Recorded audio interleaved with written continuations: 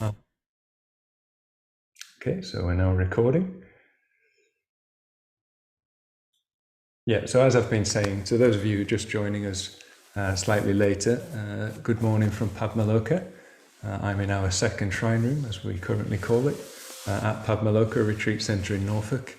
And my name's Padmasagara. Some of you I know, I can see various familiar faces on the screen in front of me. Some of you I don't know and will never have met.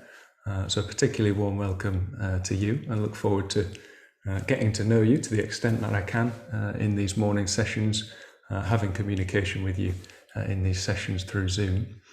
I'm here in the room with a couple of our community members. So we're a community of 15 men living here at Padmasagara, currently 15 of us.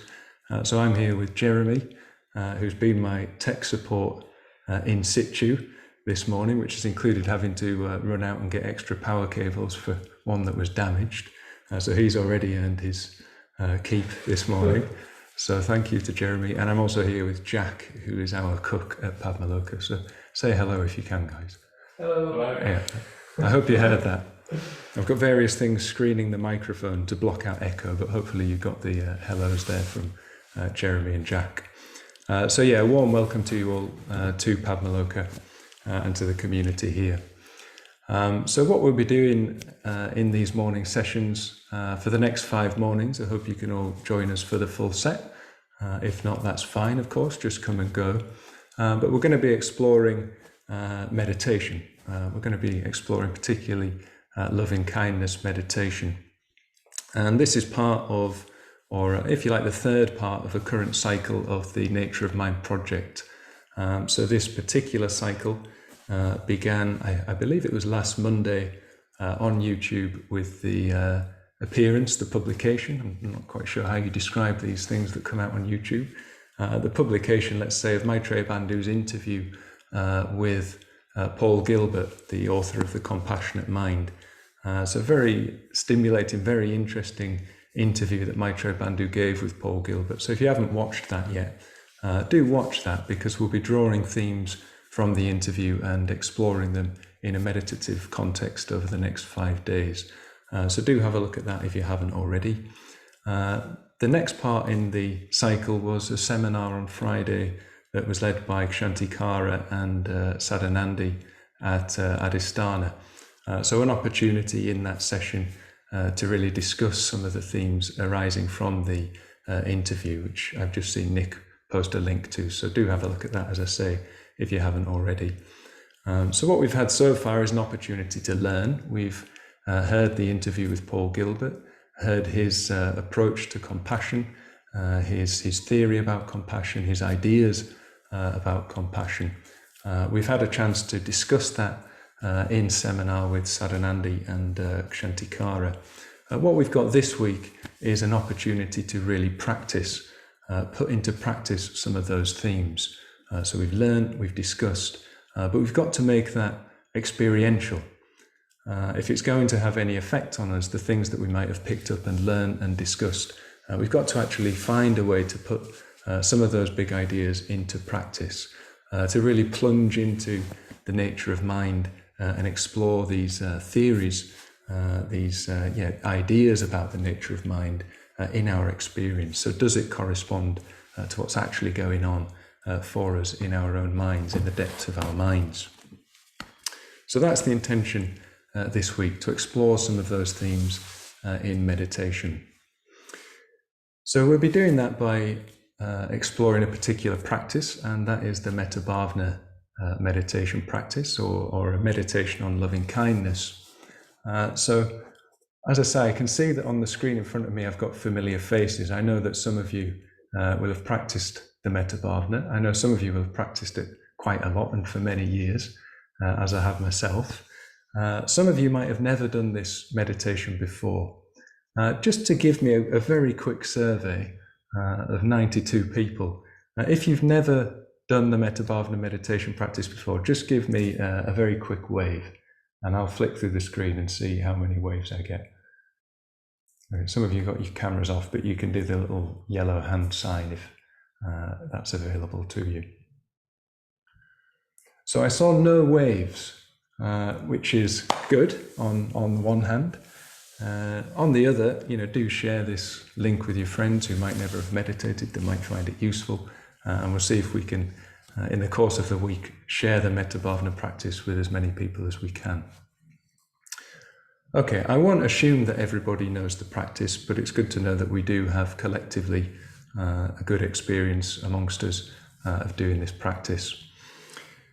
What we're going to do is we'll explore, I'm going to describe it as aspects of Metta Bhavana, so aspects of loving kindness meditation.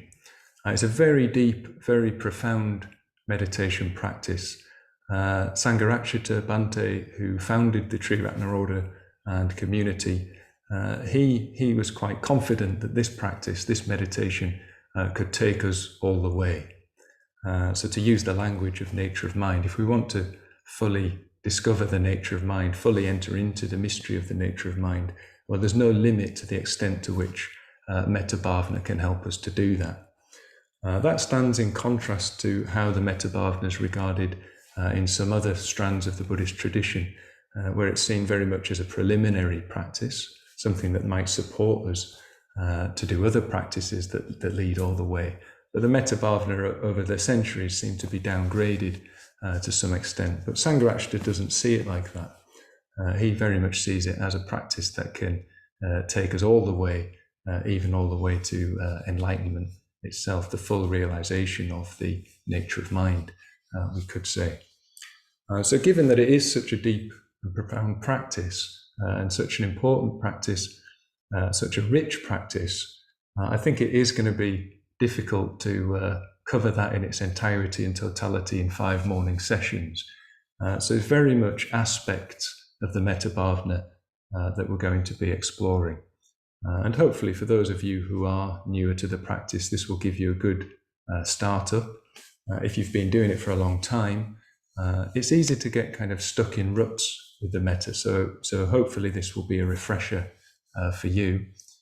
For those of you who do metta and it's effective and you enjoy the practice, well, again, it just might give you a slightly different angle to explore in the coming weeks, months, and even years. As I say, it's a practice we can do indefinitely, so we'll all be exploring it hopefully for many years. So we'll be exploring these aspects of Metta Bhavana over the next 5 mornings. Just to give you a bit more of a sense of how we'll do that, some of you will have done the previous cycles of meditation as part of the nature of mind with Sona, Vidyamala, Maitreya Bandhu. So we'll follow a very similar format. I'll give a little bit of input each morning, some teaching on some aspect of Metta Bhavana. We'll have a meditation probably for half an hour or so, and then there'll be an opportunity after the meditation for you to ask questions and answers. Well, you can definitely ask questions. Whether there'll be answers or not, we'll see. Some questions about meditation really just need to be explored in meditation, but an opportunity to get into some dialogue and discussion with me and Jack and Jeremy. They can pitch in with questions as well if they've got them. So that will be how we'll run the sessions over the next 5 days. Again, just to give you a bit more of a sense of what kinds of aspects we'll be exploring over the next few days, I want to really look at the essential aspects of Metta Bhavana, of loving kindness meditation, the intensive aspects, and on the last day on Friday, we'll look at the profound aspects of Metta Bhavana. As I say, it's a practice that could potentially take us all the way to enlightenment. I'm personally confident that that's the case. I don't know it in experience, but I know enough to have seen it transform my own life and other people's to know that it could carry on doing that indefinitely. So it's a profound practice. We'll work our way towards that on Friday by looking at the profounder depths of the practice. But before that, it's very important that we start with the essentials. So today and tomorrow, we'll be looking at what are the essential foundations for an effective Metta Bhavana practice, for an effective loving kindness meditation. So today and tomorrow, we're looking very much at the essentials. The following 2 days, so that will be Wednesday and Thursday, wouldn't it? We'll be looking at more intensive aspects. So how do we go from the essentials into something deeper with the practice? And particularly there, we'll be looking at things like resistances. We'll be looking in detail at the different stages of the meditation. What do we do when we meet resistance? What do we do when we meet negative emotions, when we're trying to cultivate positive emotions? And very much we'll draw in themes from the interview that Maitreya Bandhu did with Paul Gilbert there. So that's the rough outline, if you like, the essential, the intensive, and the profound aspects of metta bhavana, of loving kindness meditation. So that is the ground I intend to cover. So I'll say a few words now about the essentials, so the kind of things we'll look at this morning and tomorrow morning, and then we'll prepare for some meditation. So for those of you who've watched the interview with Paul Gilbert that Maitreya Bandhu did, you'll know that, or you'll have got the sense, and you will have got this from your own practice if you already have one running, that when we start to look at the aspect of mind that is to do with love, compassion, what we find is that it's a very complex matter, a very complex topic to start looking at in many ways, complicated, which is hardly surprising, is it? Because we're starting to look at the nature of the human heart, let's say. We're starting to look at the emotional content of mind, the emotional dimension and aspect of mind. Remember, in Buddhism, there's no clear distinction between kind of mind and heart. They seem very much as one piece, if you like. Maybe it's better to speak of a heart-mind rather than a mind as separate from heart, and vice versa. So we're starting to stray into that territory, the territory of the human heart, and we all know that it's complicated. My heart is complicated, my emotional life is complex. I don't think I'd be human if that wasn't the case. So we are going into territory that is kind of littered with problems. Maybe I'm speaking too personally now.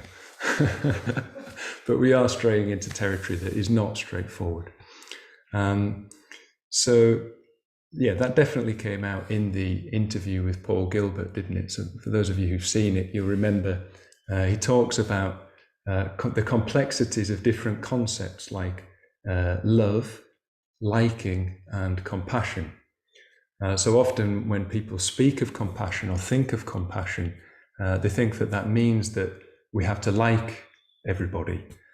We have to like ourselves, we have to like everybody else. And Paul Gilbert's quite clear that actually that's not the case.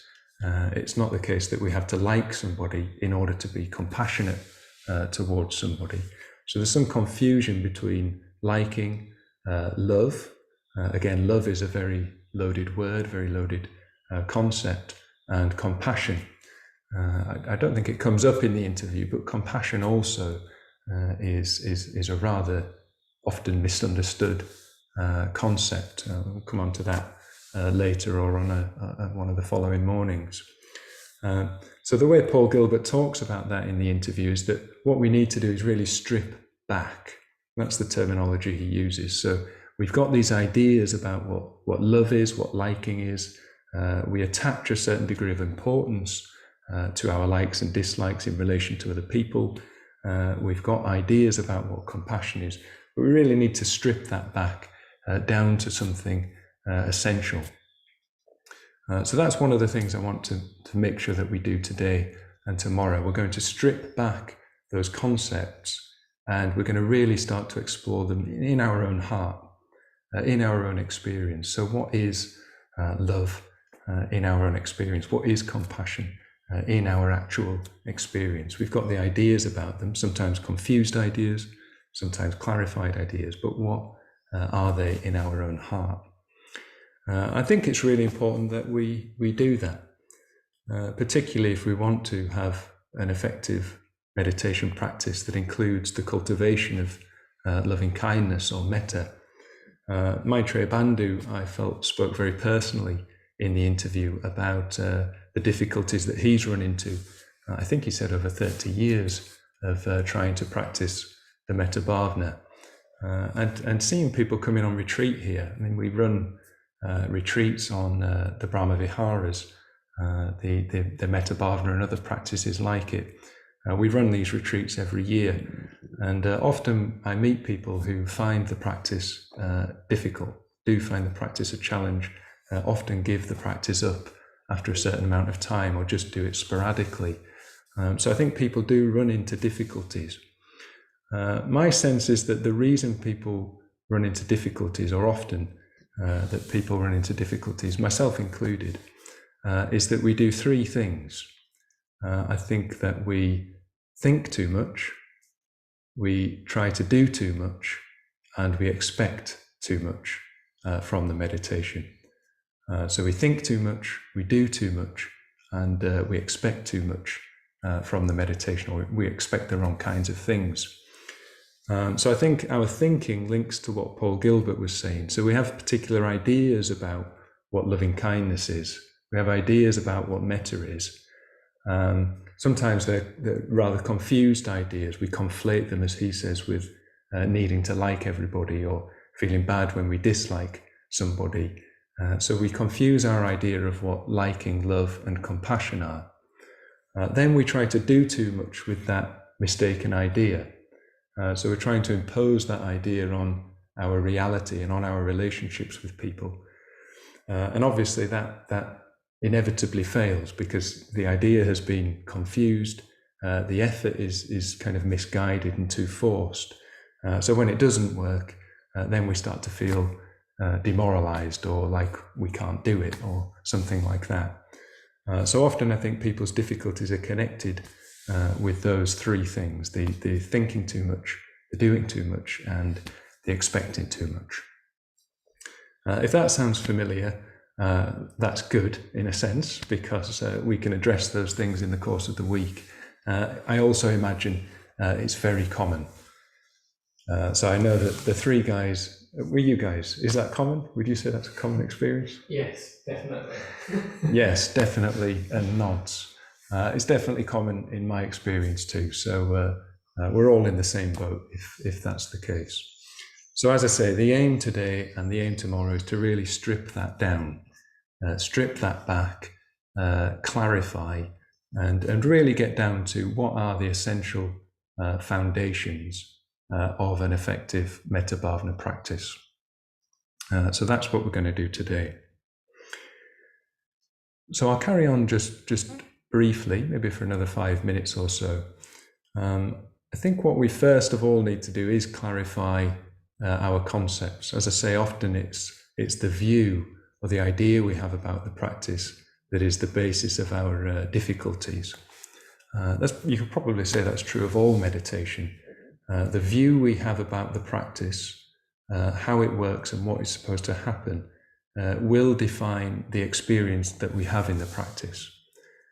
So we really need to be as clear as we can be about what it is that we're dealing with and what it is that we're trying to do and how best to pursue that. Inevitably, there'll always be some confusion and we'll have to always reinvent how we're approaching things, but as clear as we can be from the outset would be helpful. So Paul Gilbert, in the interview with Maitreya Bandhu, they talk a lot about compassion. And as I just said, compassion itself can be a misunderstood concept. Always with these emotions that we explore in Buddhist practice, there are what are known as near enemies and far enemies. This came up in the seminar on Friday. I think often when we think of compassion or we approach compassion, it's very easy to stray into either the near enemy or the far enemy. So the near enemy of compassion, that which, if you like, masquerades as compassion, is sentimental pity. So often when we're thinking about compassion, it's very easy to stray into what's known as sentimental pity.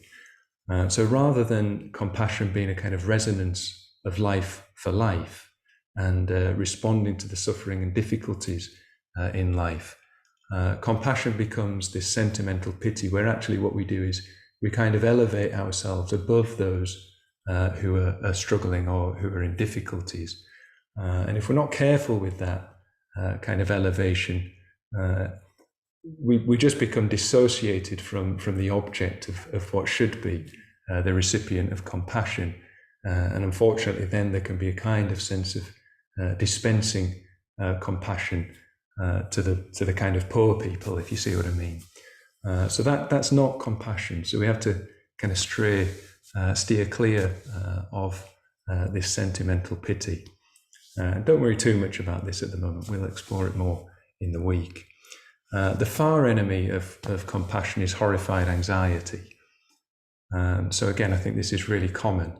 As soon as we start to look at the suffering either in ourselves or in other people, and particularly suffering in the world at large, it can just feel like there's so much of it that it's just overwhelming, and we slip into a kind of horrified anxiety. And again, that's not compassion. That's not going to have the kind of effect on the world and on other people and on ourselves that we're looking for. So personally, I think the first thing we need to do in terms of stripping back is to just step back from compassion altogether. I think it's so kind of treacherous territory. The best thing to do would be to step back from compassion for now and go into this through another door. So rather than going through the door of compassion, I want us to go into our practice this week through the door of love. Or better, because as I've said, love is another loaded word, isn't it? It's often conflated with romantic love, kind of chocolate box, gift card kind of sentimentality. Rather than use the word love, let's use the word metta.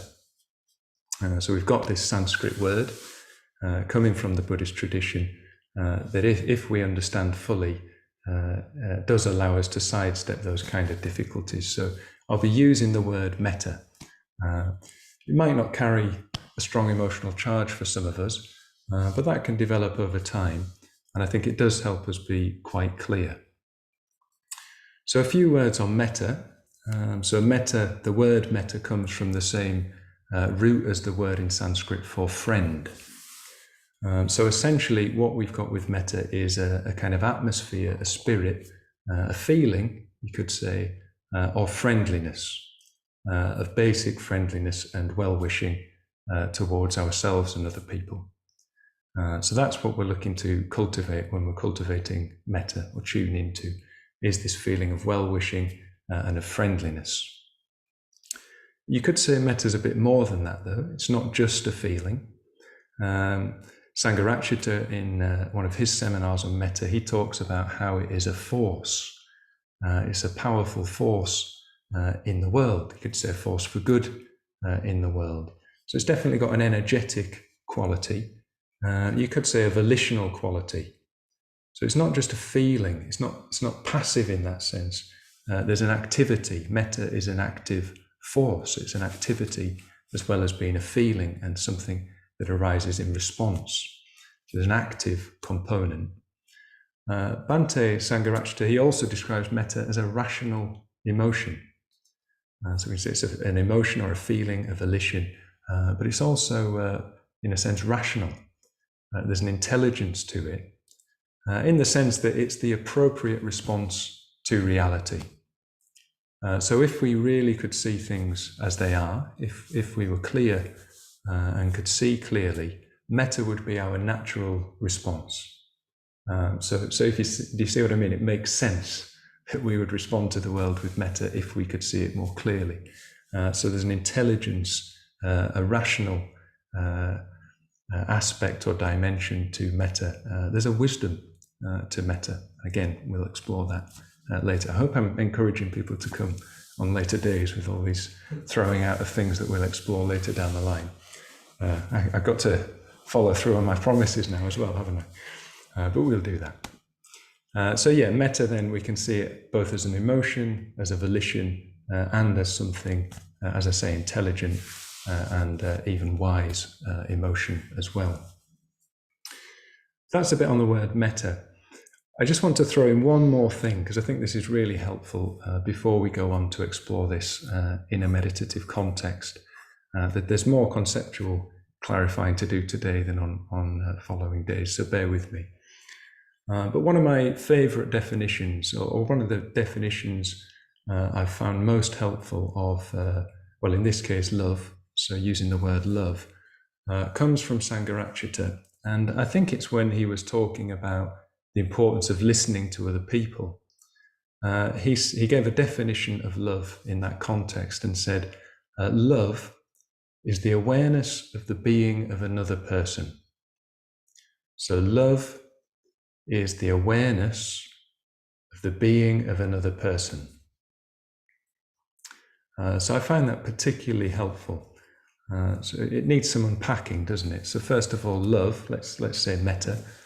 Love, metta, is the awareness of the being of another person. So first of all, love is awareness.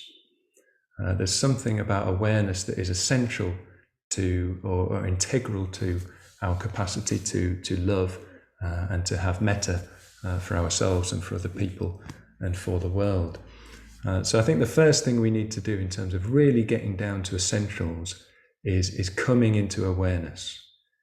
Really establishing awareness, exploring what awareness is, and what awareness means, in a sense, experientially.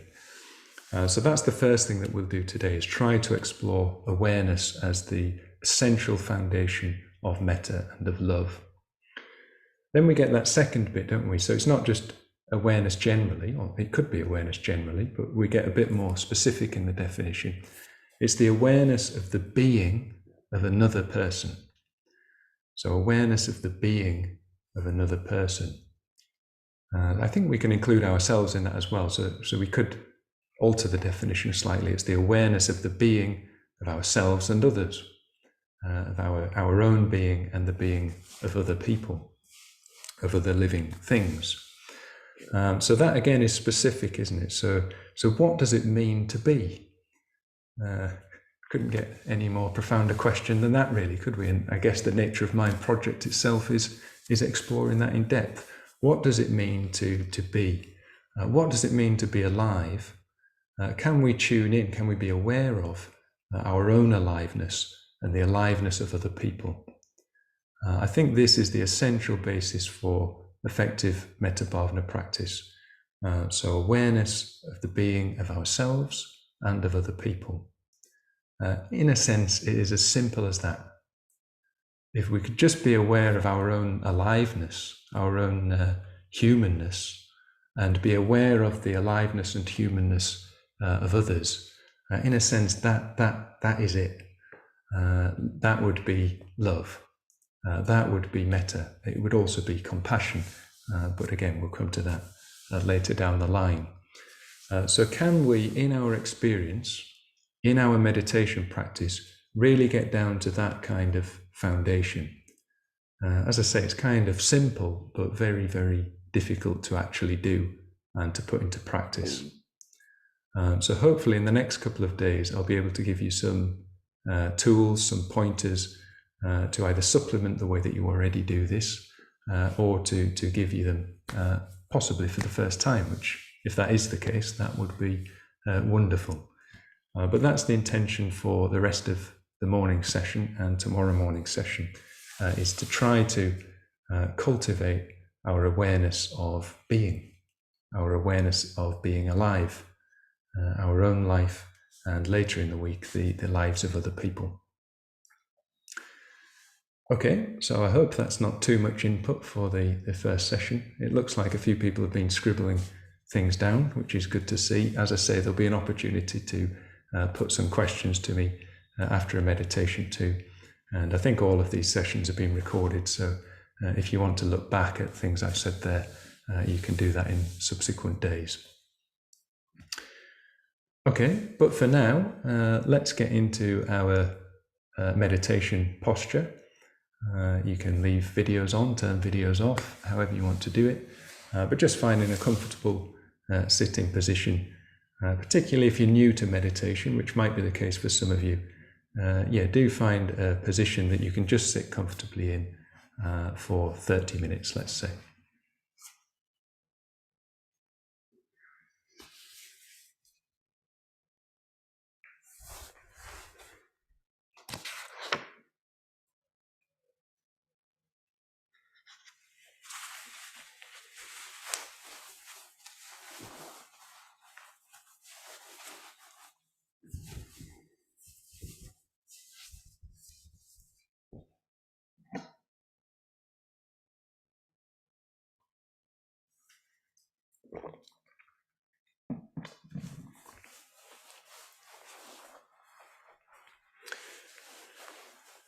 So I'll just add one more point before we start our meditation. And that is that in today's session, the focus is going to be exclusively on ourselves, and probably for most of tomorrow's session as well. And I just want to make this point to stave off any doubt that might arise in your mind this morning or tomorrow morning. So the point is that just because we're giving ourselves attention and bringing awareness to ourselves, it might feel like that's got nothing really to do with love, because love requires other people, but that's certainly not the case. So in bringing awareness to ourselves and our own experience, as I say, that is the essential foundation, because if we don't do that, if we don't know what it's like to be alive, so to speak, from the inside, how can we connect with and resonate with the life in somebody that is outside and to some extent more distant to us? So coming into our own experience is in itself the beginnings of love and an act of love. So if that doubt were to arise that this is self-indulgent or something like that, that's certainly not the case. So just allow that one to pass through the mind and disappear.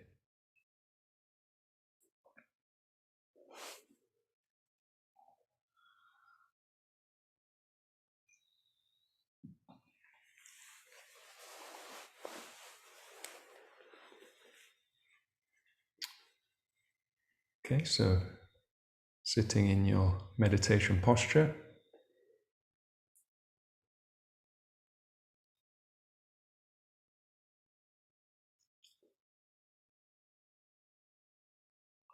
And the first thing we'll do is just sit here.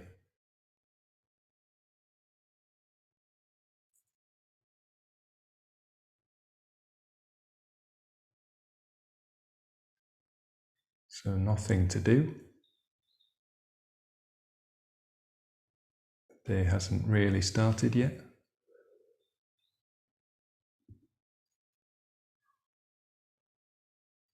Don't have to remember anything, start to do anything.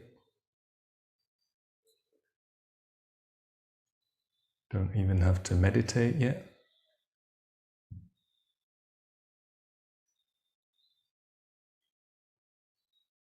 Just sitting still.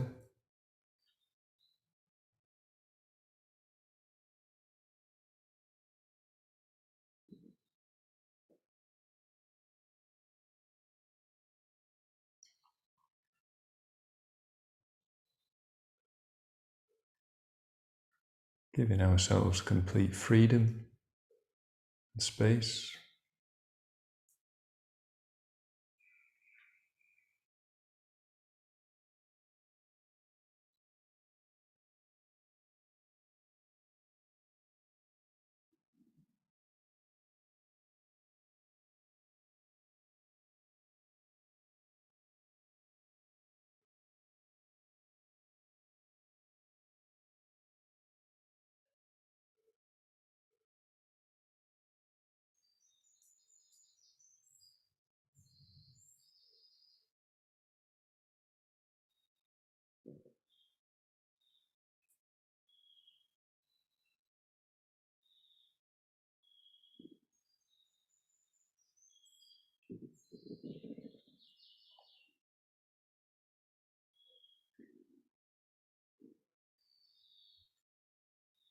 And the first thing we'll do is to start coming into a deeper awareness.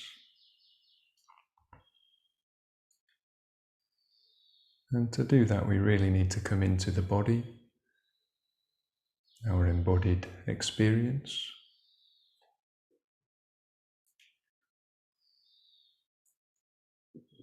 So we're beginning to tune into the energy of the body.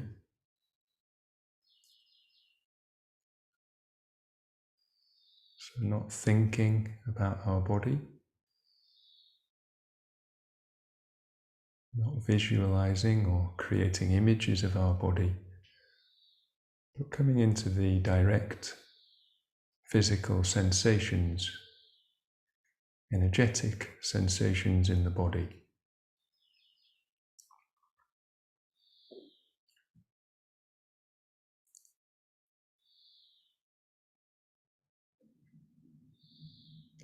And let's begin by doing that with the face. So be very alive with these sensations.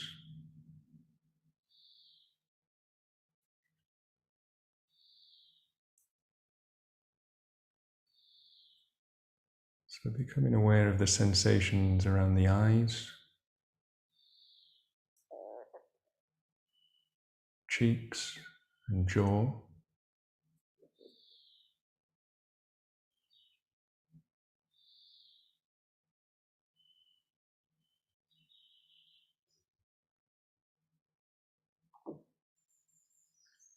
So we're often holding certain expressions.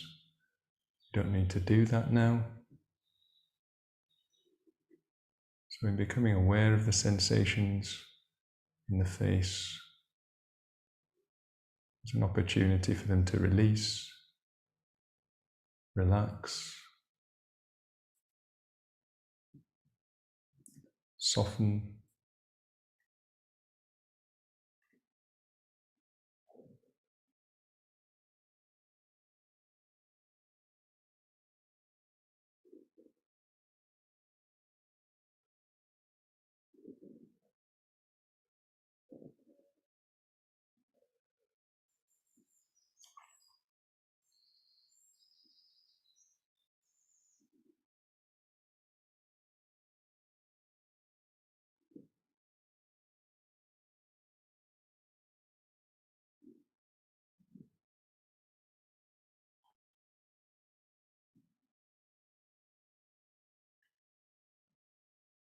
And we're going to allow awareness and energy to drop down through the body. So from the face into the neck and the throat.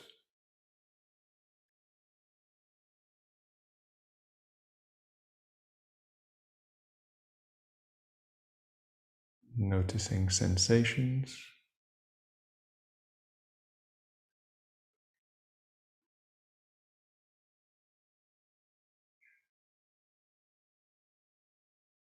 Softening tensions.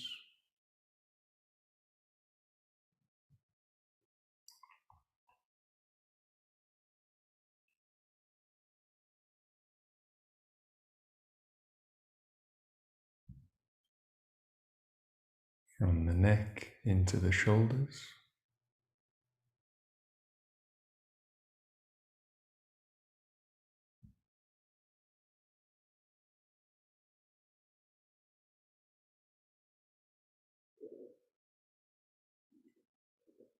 Shoulder blades melting down the back.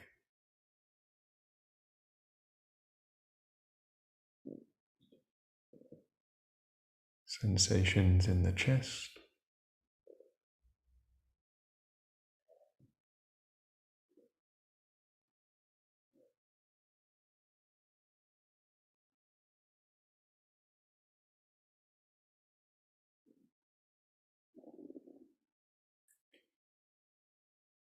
Dropping down into the abdomen.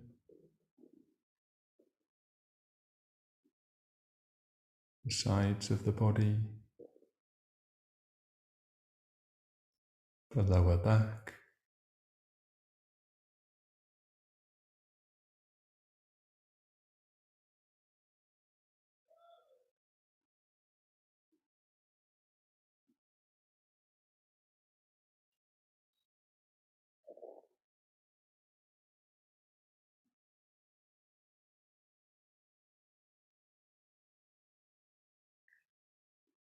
aware of sensations in the arms and the hands.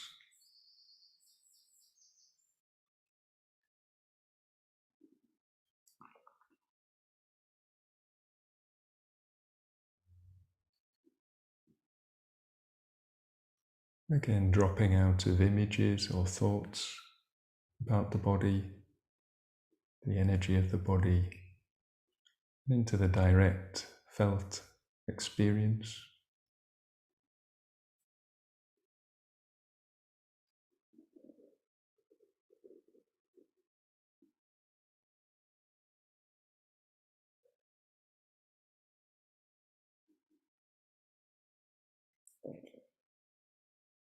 Energy and awareness sinking down from the upper part of the body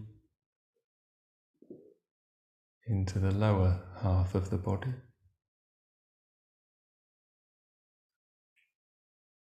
The hips, the pelvis, sitting bones.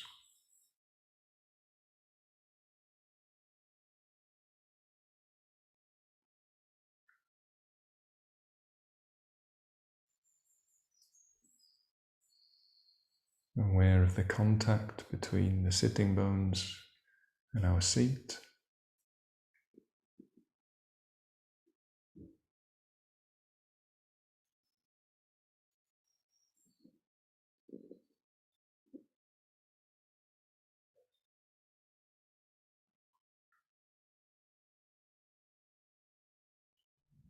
The legs,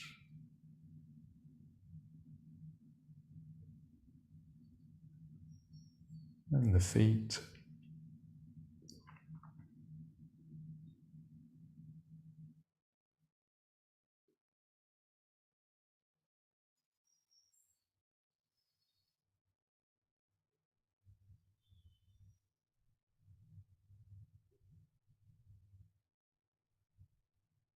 So awareness filling the lower half of the body,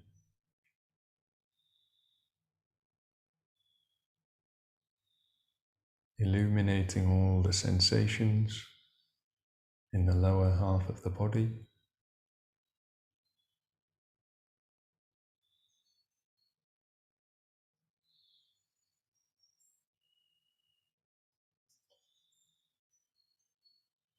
We can even allow that awareness to sink below what we usually perceive as the boundary of the body, sinking into the ground beneath us, just an inch or two.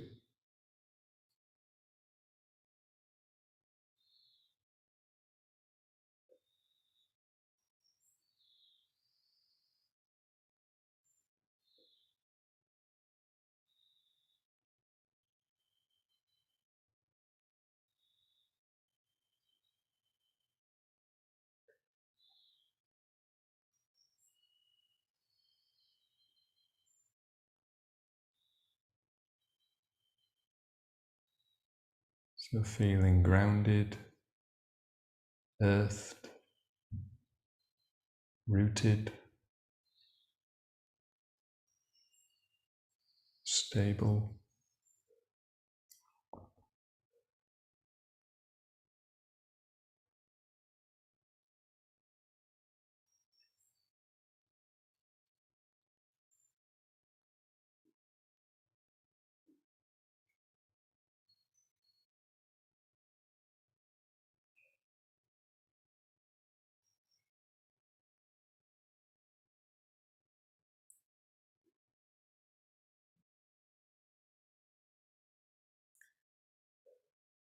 Now, as we take an in-breath, breathing up from the ground, through the lower body and into the upper body, feeling the air entering our lungs,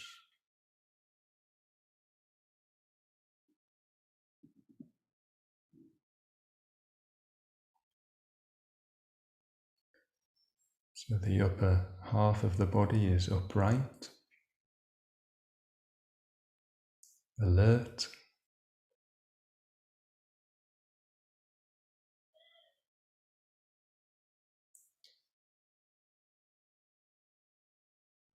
lighter and brighter.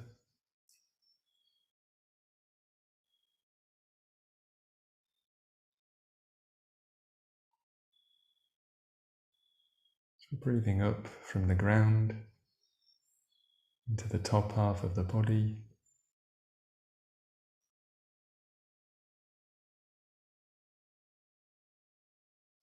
Chest opening.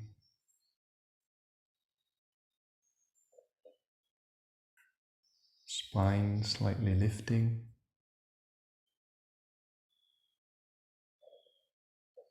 Breathing up to the crown of the head.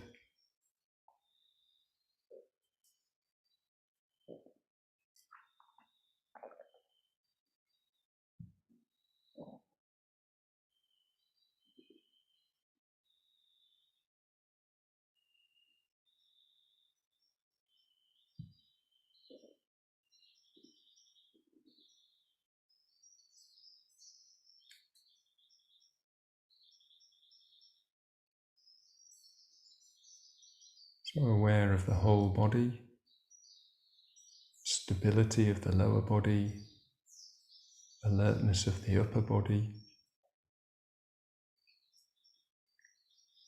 This is our essential basis, essential presence for any meditation.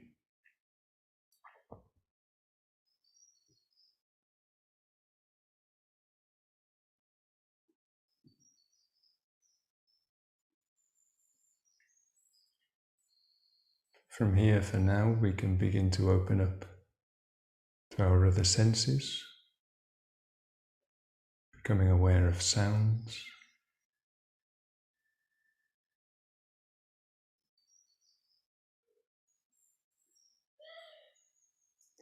birdsong,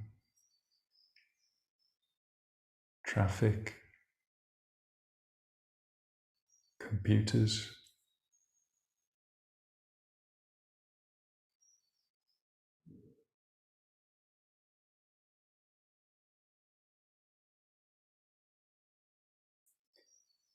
You don't need to exclude these sounds or push them away. Just recognizing them as part of our experience.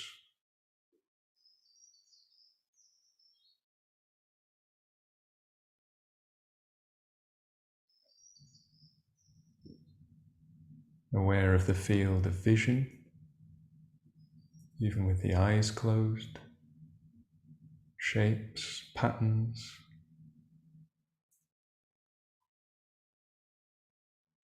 the play of light.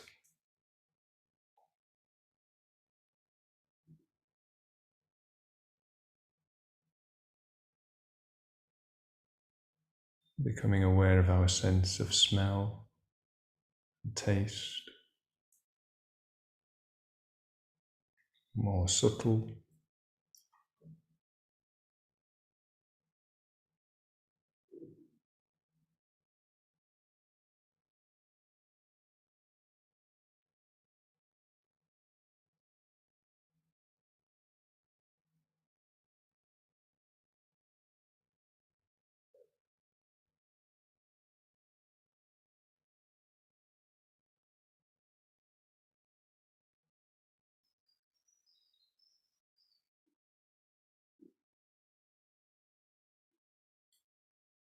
So we're open to all the physical senses. Can also become aware of mental activity.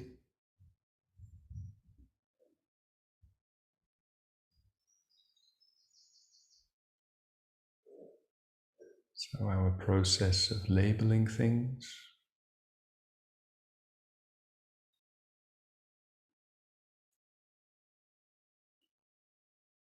perceiving aspects of our experience as pleasant, unpleasant.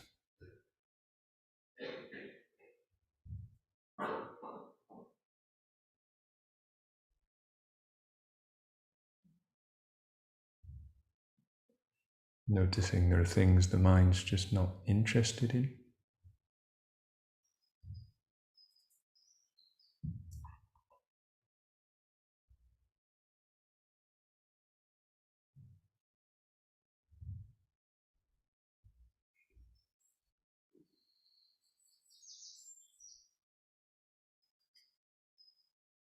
and aware of any images, memories, thoughts,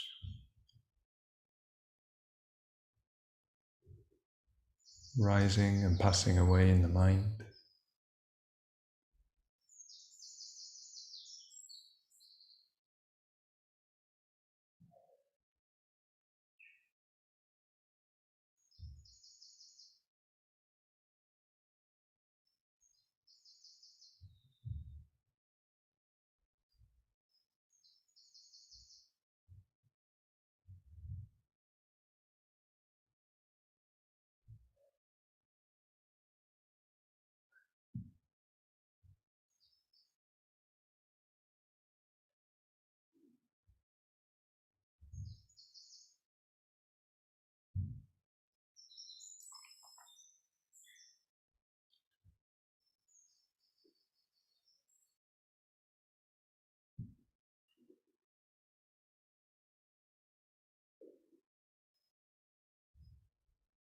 Bringing awareness now into the area around the heart.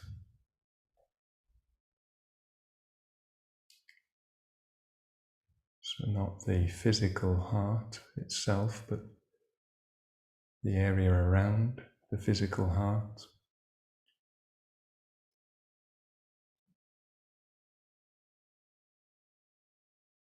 The heart center, or the heart space.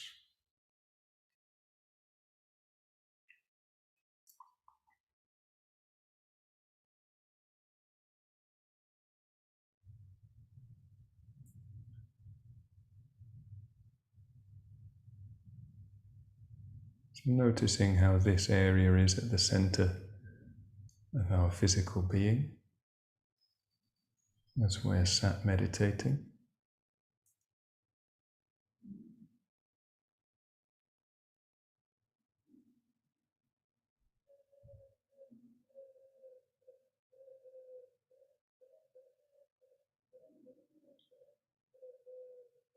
But also seeing if we can have a sense or imagine all the other sense impressions, the sounds, smells,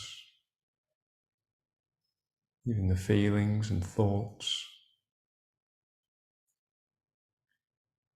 Having a sense that the heart area, the heart space, is at the center of all of that.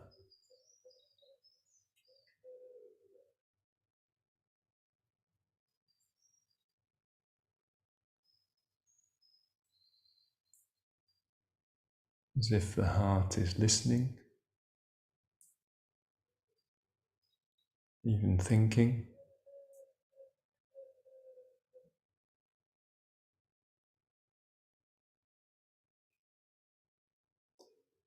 So resting in the heart center.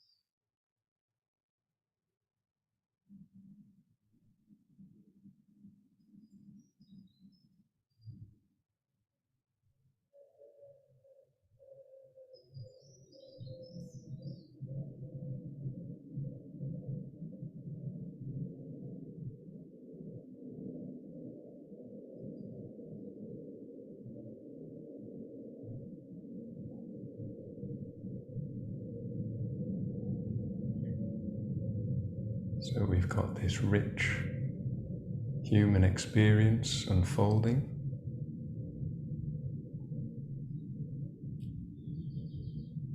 All the sensations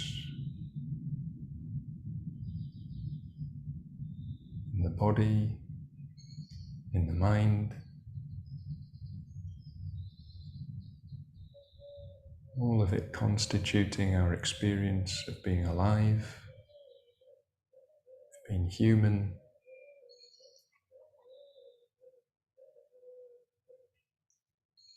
So rich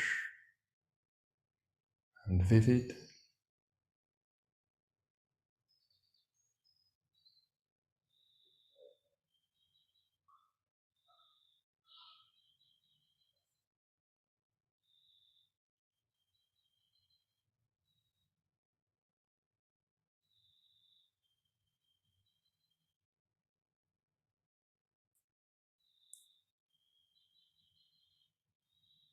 And all of it arising, unfolding within awareness.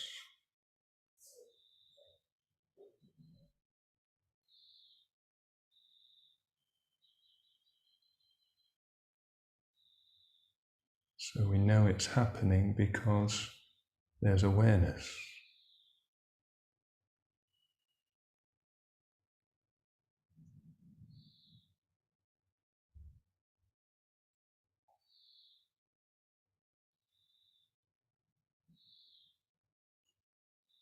And even if we drift off, get distracted, think about other things, at some point we just come back into awareness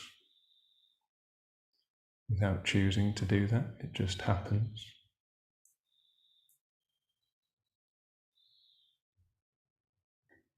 So awareness is always there, whatever it is, wherever it is, it's just there.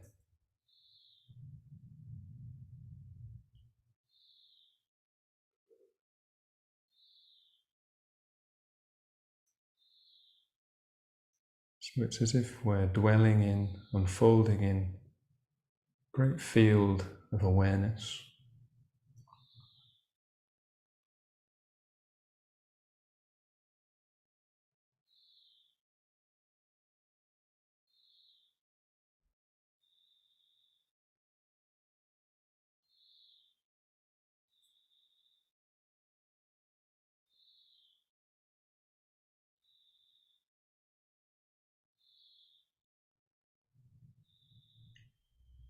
One of the qualities of this awareness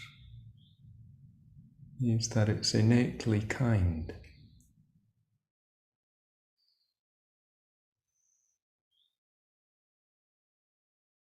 So it's there, it's witnessing, it's non-judgmental, it's not critical. Everything just unfolds within awareness.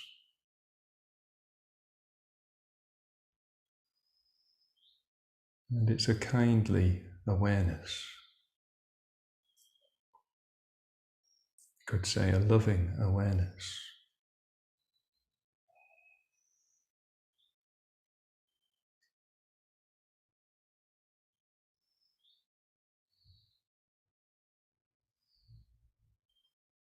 So all we need to do is dwell in this field of kindly awareness.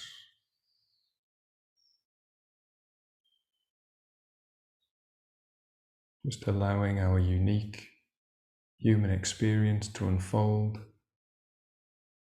in this field of kindly awareness.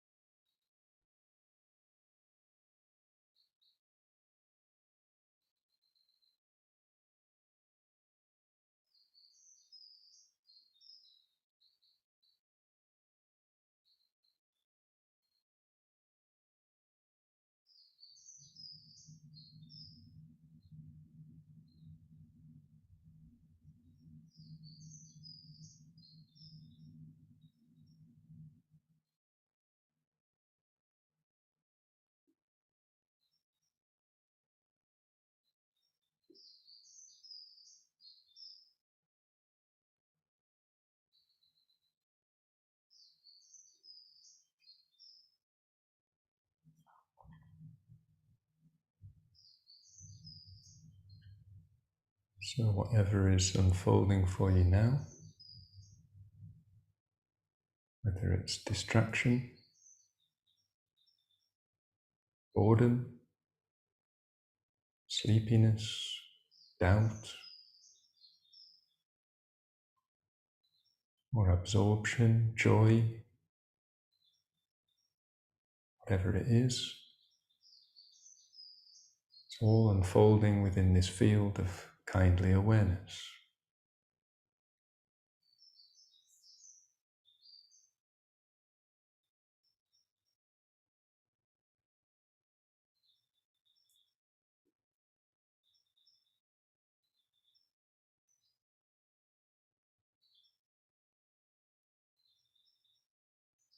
So we just keep resting in this field of kindly awareness.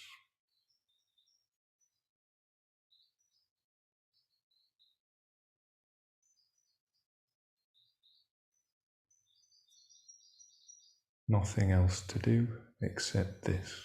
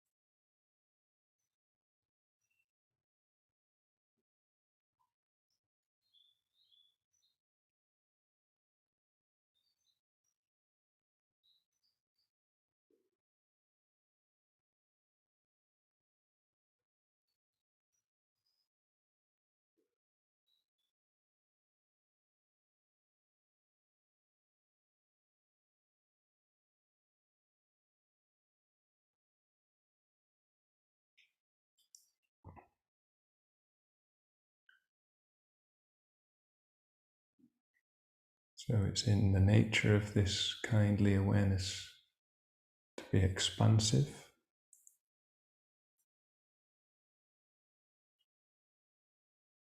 Just taking in our surroundings,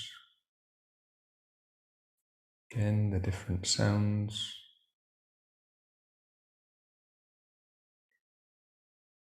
sense of the space around us.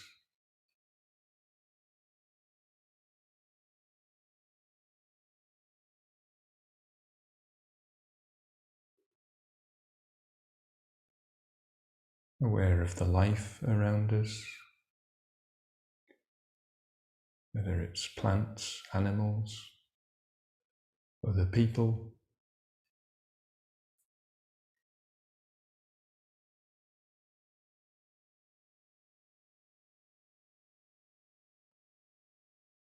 All part of and unfolding in this field of kindly awareness.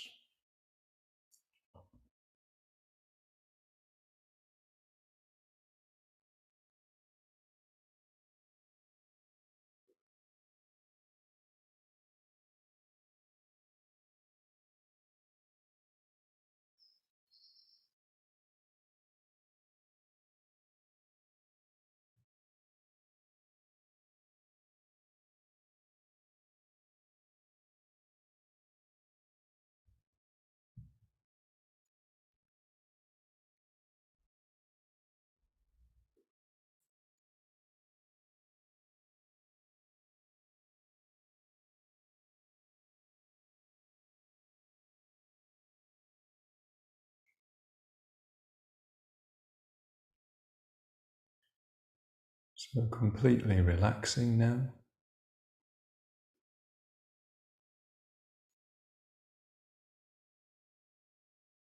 Allowing everything to drop.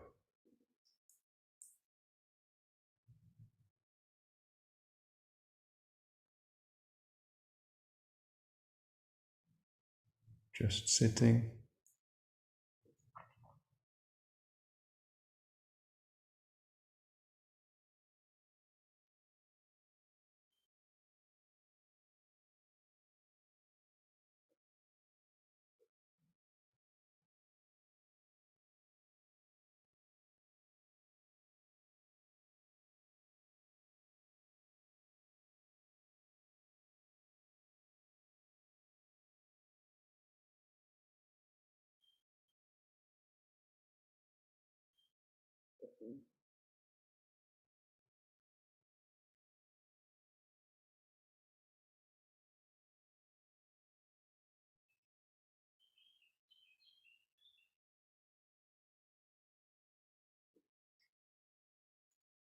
And before we end the meditation, just having the aspiration that if any benefits have arisen through doing the practice, having the aspiration that we can share those benefits with others throughout the day.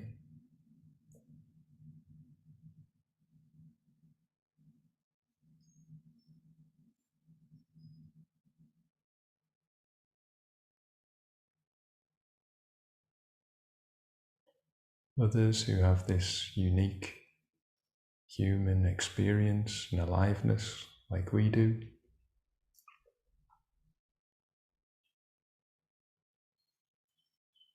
You can share any benefits with them.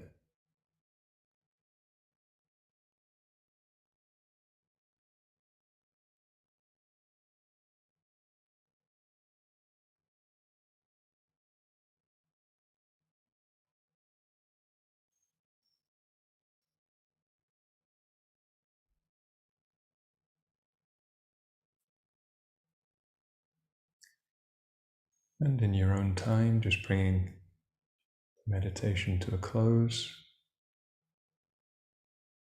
When you're ready, beginning to open the eyes.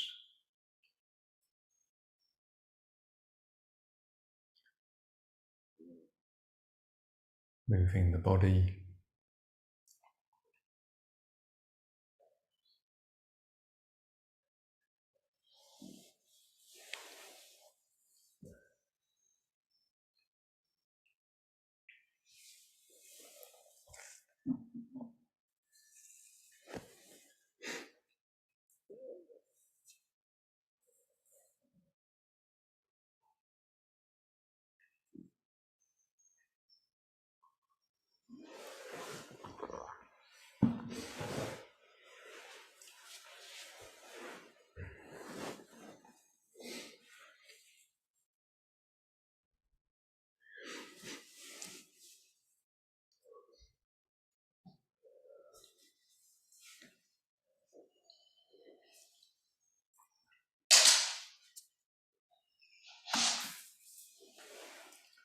So just finding a comfortable sitting position again.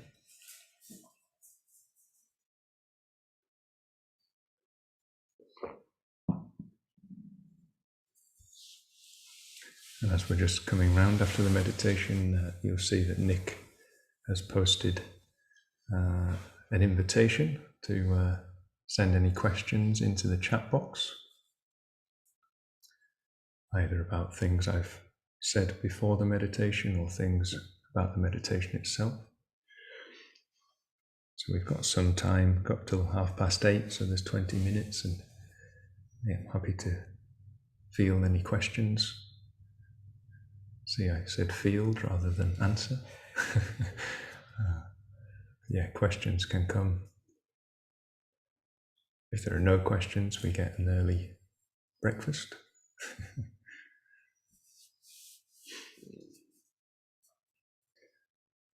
Jack and Jeremy look thoughtful. Maybe they've got questions too. But when questions come in, maybe Nick can turn on his microphone and he'll be the voice of the people, so to speak. We were joking before the session with Nick that he's become the voice of nature of mind. And it's not going to be long before he bumps into somebody on the street and has a chat. And they say, aren't you the voice of nature of mind? He's a very fine voice of nature of mind, very lovely tone of voice. So Paul has a question. I have or had a feeling of yearning as though there was a somewhat unloved or neglected part of my life trying to surface. Anything to say about that? I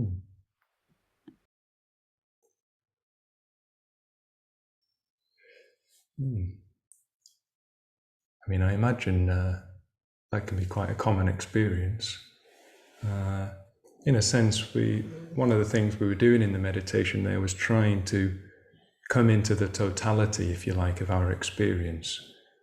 So often in life, we all know this, don't we? We've probably heard this many times. We live kind of up here in our thought worlds, and to some extent they're disembodied, or the disembodied thought worlds, aren't they? So we have ideas about things, and we tend to get lost in the ideas. So in the meditation, we were trying to come more into the totality of our experience. The thinking mind is a fantastic thing, isn't it? I'm not in any way denigrating the thinking mind, but often it gets out of balance with the other aspects of ourselves. So we were dropping into the other sense fields, our physical body, our energetic body, trying to bring more kind of balance and harmony. And I think if we all do that, we'll probably all realize that there are parts of ourselves that have been excluded from our normal and ordinary experience of ourselves. So I imagine for all of us, there are parts of ourselves, so to speak, that can come more into awareness the more we drop down out of the purely thinking mind, or dropping out of these disembodied thought worlds into the totality of our experience.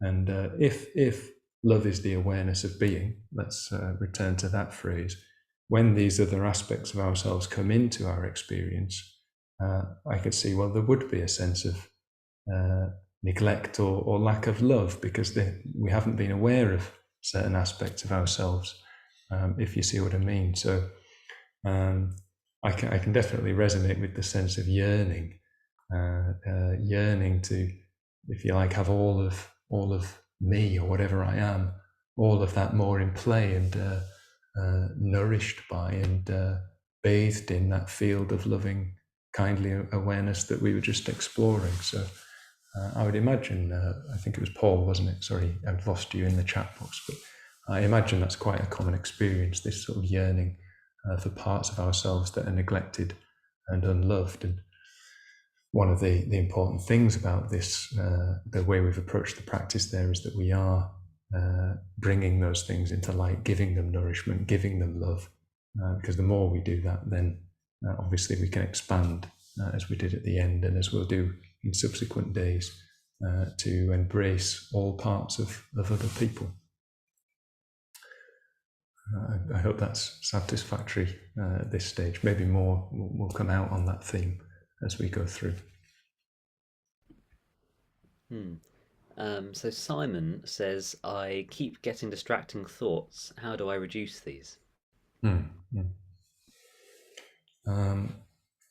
I think the issue is not, some of us have more distracted minds than others, that's for sure, but we all will have distracted minds to some extent. I think the object or the intention in the meditation is not to, in a sense, it's not to have a distraction-free mind. It's more important how we're responding to distraction when it happens. And I think I said in the meditation, didn't I, that sometimes we wander off and we get distracted, but then we come back. And we don't make a decision to do that, do we? We don't decide to drift off into thought. It just happens. And we don't decide to stop being off in thought. Awareness just returns. I think this is a miracle, by the way. I like the miracle of awareness. If that didn't happen, we'd wander off, wouldn't we? And we'd just get completely lost forever, which is quite a terrifying prospect. But something happens where we just drop back into awareness without choosing it. It reminds me a bit like those, what are those things called that you guys might know, that you fill with water at the bottom and you hit them and they kind of do that again. I'm doing it with my hand on the screen. Hopefully you all know what I'm talking about. Maybe someone can post it in the chat. You kind of hit them and they just pop back up. And it's a bit like that, isn't it? We go and drift off and then something just brings us back into awareness. So there's a kind of miracle there. So don't worry too much about distraction and how to stop making it happen. It's more like, how do we respond in those moments when we plop back up, if that's the correct expression, when we kind of come back up into awareness, what do we do then? I think that's more important than worrying, about whether we drift off and how to prevent that. There are things we can do, but that's the most important point in my mind, because at that point we're in awareness. And as I said in the meditation, it's innately kind. So we're kind of exactly where we need to be. So I'd say it's more a case of recognizing that. What often happens for people is they drift off, they come back into awareness by that miracle that happens, and then the judgment kicks in. I've been distracted, that was wrong. That's the bit that we have to work on, I think, because it doesn't matter that you were distracted. In a sense, it doesn't matter because you've come back. That's the main thing. So when the critical mind comes in and tells us that we've done the practice wrong, or that we're rubbish at it, that we're always distracted, there's no point, we should stop, that's where we really need to focus our attention. And as I said in the meditation, if that happens, again, there'll be a moment where you become aware that, I've slipped into criticism. I've slipped into self-judgment.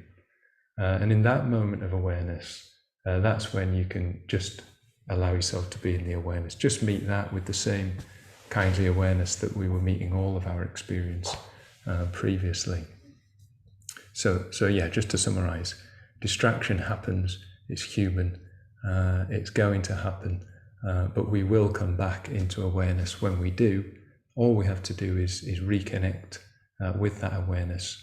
And if judgment comes in and piles on top of that, just again, it's like with awareness, we're always trying to take a slight step back to view the content of our experience, you see, and what's happening. So we can take a slight step back from the criticism, and again, everything can just drop into that awareness that is innately kind.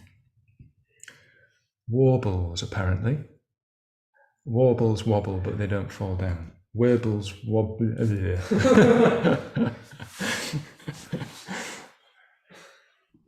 So there's a question here from an unspecified iPhone that says, awareness does not feel kind and expansive, but fearful and contracted. Please advise. Okay, thank you, anonymous iPhone. So for some of us, it might have to be taken on trust. When I say that awareness is innately kind, I appreciate that that might feel like a stretch. And to some extent, you'll have to just take it on trust that, that's how the Buddha talked, that loving kindness is universal. In a sense, the nature of mind is kindly, but it has other qualities as well. So that's one way of talking about it. Some of you will be familiar with the Mandala of the 5 Buddhas, which is, an attempt, to put it crudely, to try to describe the mind of a Buddha. And I think if we can drop more and more into awareness, first of all, there's clarity. And so that's one of the qualities of the Buddha mind that's brought out in this Mandala of the 5 Buddhas. So awareness has a clarity and a stability, but it also has a warmth and a friendliness. It also has an abundance. It also has a sense of unobstructed activity. So it's multifaceted, this quality of, let's call it pure awareness, or absolute mind, or absolute awareness, Buddha mind. So that is what we're trying to move towards. And there are times where we can drop into awareness, and we do pick up on that quality within it of innate kindness. There are other times where we drop into awareness and we're more towards one of the other qualities, which might be something like clarity. But we're not completely in that kind of sphere. We're just sort of dipping our toe in. So we've also got our whole array of conditioning, our own unenlightened mind, that's coming into contact, if you like, with this deeper awareness. So when we step into or start to touch into an awareness that is completely open and completely free, that can be quite something, can't it? That can be quite, like you say, scary or fearful. and there can be kind of recoiling or stepping back. I think it's true also, if we were to really step into the field of kindly awareness, the warmth of that, the love that we might experience, that too could provoke a reaction of kind of fear and needing to step back. I mean, I experience that just with people. If I meet someone who's really, really kind and friendly, it can almost be a bit difficult to be in their presence because they're just so kind and friendly that I can't quite handle it in my current state. So I think it's almost like we're in a kind of dance or relationship with something that is beyond us and something that we habitually experience. And in that coming together, there can be both a kind of melting and an opening into something very lovely, very pleasant, but also a kind of desire to step back or a kind of recoiling.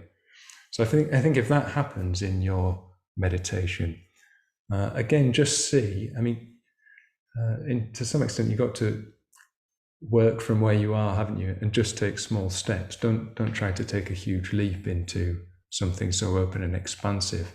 But just see if you can bring a basic sense of friendliness to that experience. So, okay, I'm in fear. I'm scared of something so open and expansive. Can I just bring a basic sense of friendliness and warmth to that? Forget the vast field of awareness and kindly awareness, but just at a more basic human level, just recognizing, I'm fearful. I think that's the first step, isn't it? I'm fearful in this situation. Can I just bring a sense of comfort to that sense of fear?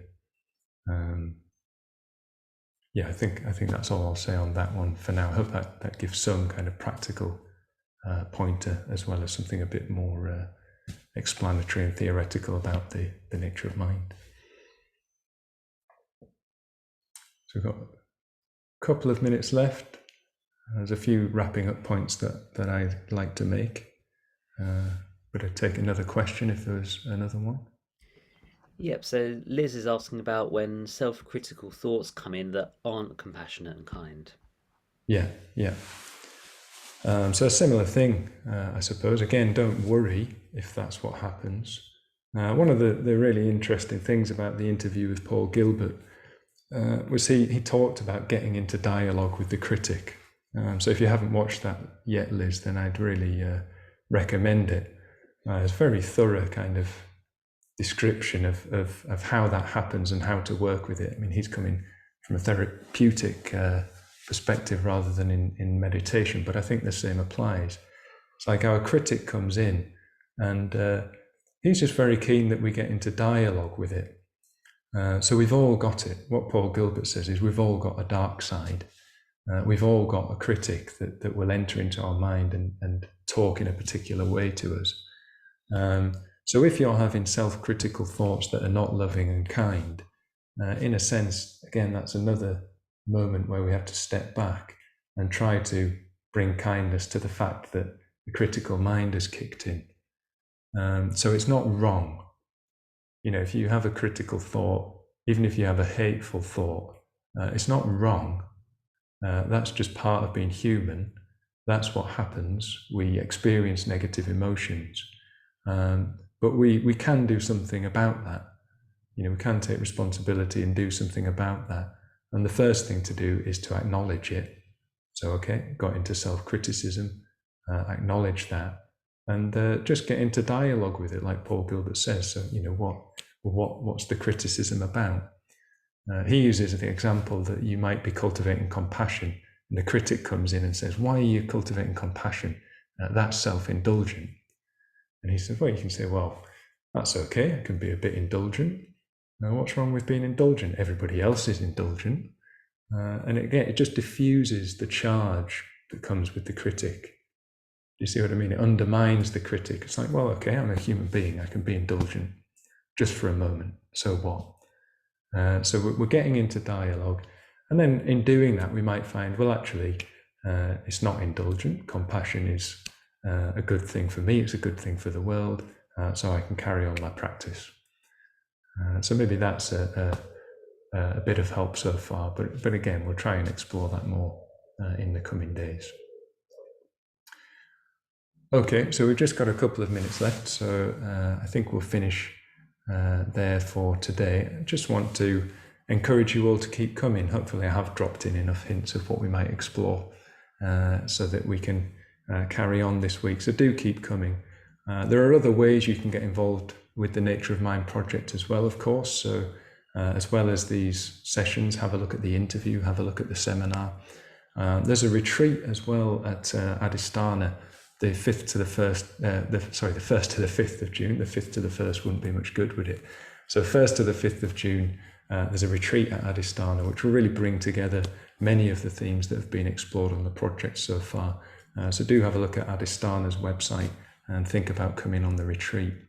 The other way that you can really help the Nature of Mind project is to give money. So all of the content is free in the sense that it's all uploaded to YouTube. You can watch the interview, you can watch the seminar, you can participate in them live, you can come on these meditation sessions over the various months that we're running. It's all up there for free, but of course it all costs money to produce. So Nick, for example, our lovely voice of the Nature of Mind, and he's not just a voice, he's basically working full-time on the project, making sure all these things that we're doing can happen. Obviously there's the expense of the tech, the equipment and all that kind of thing.